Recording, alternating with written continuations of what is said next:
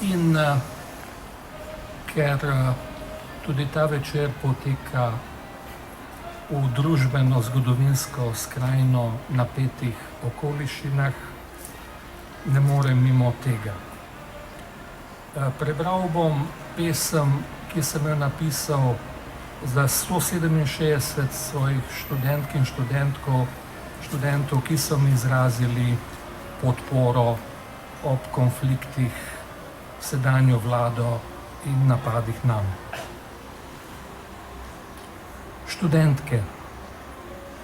7000 let star pesnik, doma iz Troje ali stare Perzije, bojec se lakote in kletnih plesni, sem se prestihotapil skozi kontroverze na večno nedrje matere univerze.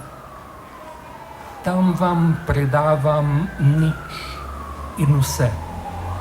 Veselo vedo, pesniške forme, ritme, zloge, verze, moj strim zveneč spomin, držim besedo.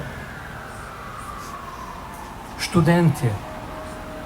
7000 let star pesnik, sem dedič groze, zadnja priča prve zgodbe, pevec ljubezni izdaljave v pretesni sobi, uglaševalec davne godbe. Vi greste v prihodnji čas, jaz pa narobe šepam za vami, šepetam jesen obredov, ponavljam pračas pisane podobe. Ohranjam tih spomin, mu držim besedo. Študentke in študentje. Prastar pesnik, sem napačno verjel, da vas ne mika ta dolgočasna snov, da ste neresni. Opravičujem se za zmotno sliko. Vaša podpora, vaša moč premika zidove in odpira vrata vseh razredov.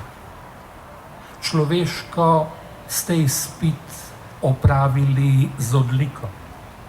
Ohranjate spomin, držite besedo.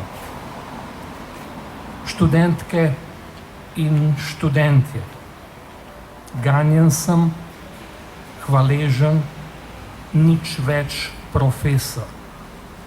Vsi smo s krhko besedo zapisani v zrak, kjer čas dežuje svetlo bežen.